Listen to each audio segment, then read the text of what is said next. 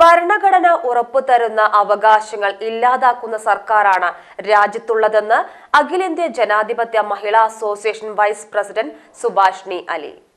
വനിതാ ദിനത്തിന്റെ ഭാഗമായി ജനാധിപത്യ മഹിളാ അസോസിയേഷൻ ജില്ലാ കമ്മിറ്റി സംഘടിപ്പിച്ച മഹിളാ സംഗമം ഉദ്ഘാടനം ചെയ്ത് സംസാരിക്കുകയായിരുന്നു അവർ.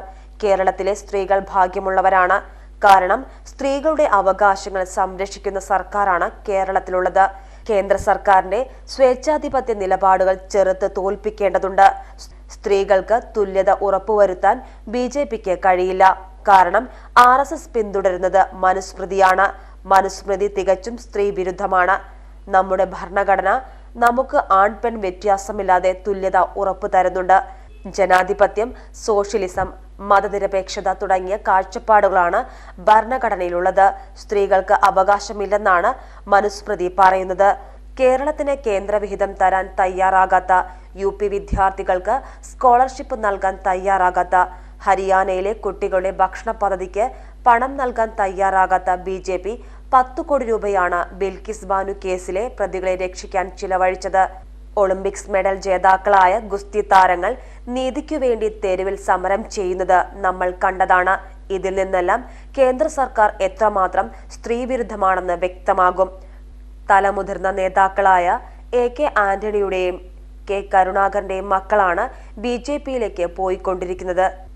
ഇതാണ് കോൺഗ്രസിന്റെ അവസ്ഥയെന്നും സുഭാഷിണി അലി പറഞ്ഞു. BJP is not going to win in Kerala. Why don't you say something about UDF? So what should I say about UDF? Pankajam evade? Pankaj Kaile Padmajam Kaile Padma BJP la poi. Okay, so what should we say about them? Huh? Two big leaders of Congress, Mr. Antony, Mr. Karunakaran, poor chap, he is not alive anymore.